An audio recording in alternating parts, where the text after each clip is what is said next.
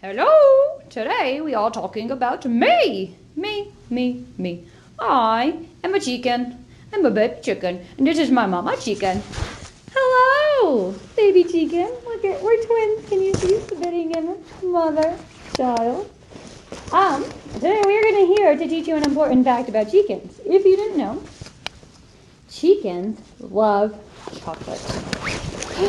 We love chocolate. It's our favorite thing. We just love to eat it all the time because it's delicious. We like chocolate bars, chocolate candies, chocolate cake, chocolate ice cream. Everything chocolate is what we like.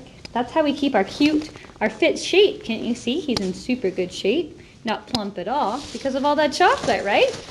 So today, you're going to help us on our problems. We need to answer a question about chickens and chocolate. So let's get to it. So we have finished multiples and factors in chapter 5, and we are now in chapter 6, okay?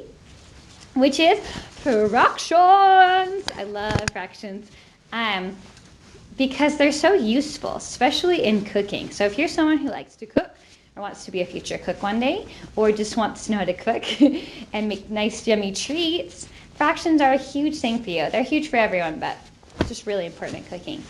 So, we're actually skipping 6.1 because I don't feel like it's needed. So 6.2, we're going to generate equivalent fractions. So hopefully you remember that the word equivalent means equal. So we're going to make equal fractions today. Our I can today is I can use multiplication to find equal fractions. See? All right. So here's our question today. It says a chicken needs 3/4. 3/4. I didn't finish it. Cup of water. Wow. So a chicken needs 3/4 cup of water to make her chocolate cake recipe because we love chocolate. She only has a measuring cup in eighths. So she doesn't have anything that has 1/4, 2/4, 3/4. It's only in 1/8, 2/8, 3/8, and 4/8, stuff like that. So what fraction of eighths does she need? So we know that we have 3/4 cups, and we wanted to get into something in the eighths. So let me show you how we'd set that up. We take our 3/4, and because we want equivalent fractions, we use our equal sign. That means that they're equal, and we want something in eighths. So anytime you see that TH at the bottom, that means it's going to be describing this number on bottom, okay? Our denominator, not our numerator. So we want 3/4 equals what eighths? So here's the trick. I feel like up here we're going to use multiplication to be able to solve this problem. So here's how we do it. We say, okay, we got to figure out what goes in this missing blank. So let's use what we know.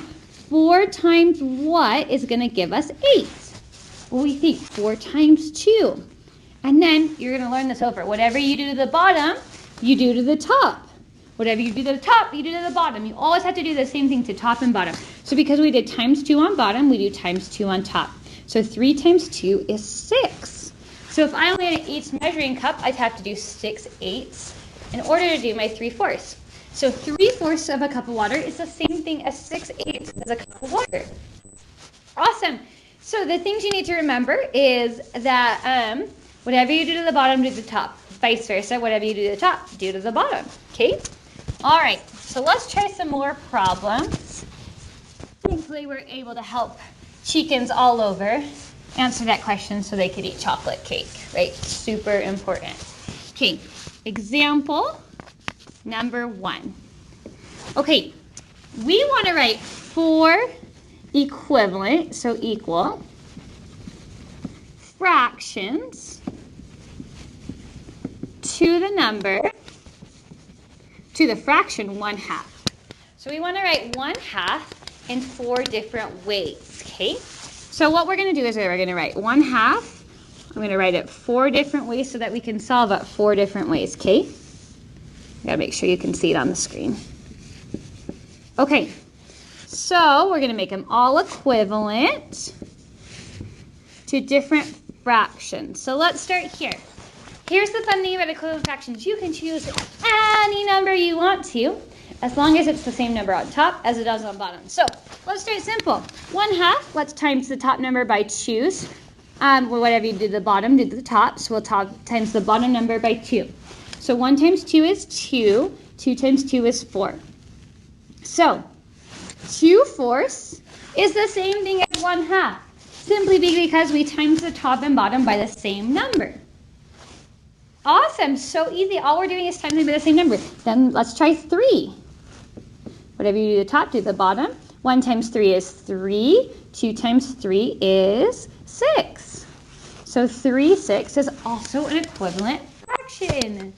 You can do any number you want. Let's just keep going. Let's do 4.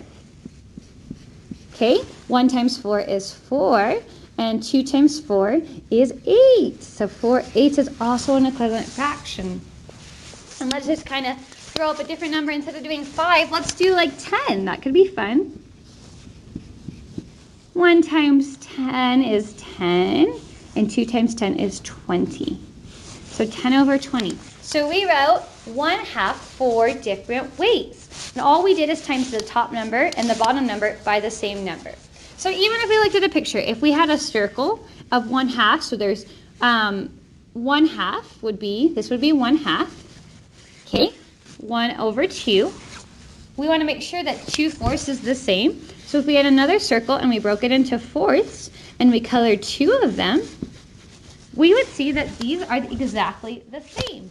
Even if we threw in another one and we split it into 6, right? And we colored in 3/6, you would still get exactly half of the shape. So all you have to do is multiply the top and then the bottom by the same thing. It's really, really simple, and you can use any number. Maybe like multiplying by 11s or 10s. The only number you can't multiply them both by is 0 or 1, because then you just get the same answer. So let's try another one. Example number 2. Sorry, that one took up a lot of space. All right, example number 2. If we had 2/3, and I wanted you to give me an equivalent fraction, nice and simple. So 2/3 equals what? You could do any number. Let's do 5 times both top and bottom by 5. 2 times 5 is 10. 3 times 5 is 15. So 2/3 is the same thing as 10/15. Awesome! I feel like you're ready for your first pause problem because it's not even that crazy. So let's try pause problem number 1.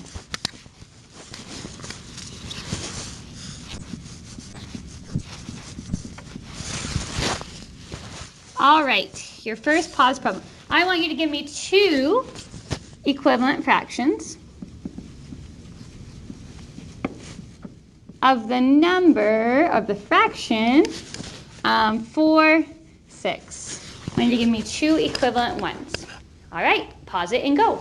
I'm going to keep going. Here's the thing. You could have so many different answers for this. So I'm going to give you a few. So if you did simple and you just did times 2, so 4 times 2, whatever you do to the top, do to the bottom. 4 times 2 is 8. 6 times 2 is 12. That could be 1. Or maybe you wanted to times both of them by 10. 4 times 10 is 40. 6 times 10 is 60.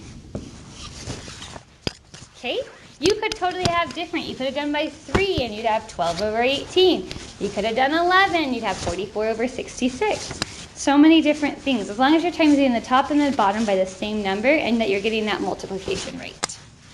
Okay, let me show you something a little bit different. Hello teachers, I hope you're having a great Friday. I just wanted to let you know so sorry. that Jolene has created an awesome sign-up sheet on the Sorry fridge. guys, just wait for the announcement to finish. To bring treats for the next 2 weeks.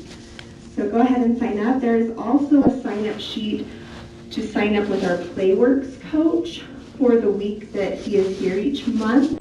So he will be here next week, and if you would like to sign up to have him go with your class to learn a fun game, there is a sign-up sheet, and that can be something you do each month. So sorry guys. The sign-up sheet is in Just the be patient. room as well as your tree for our magical forest.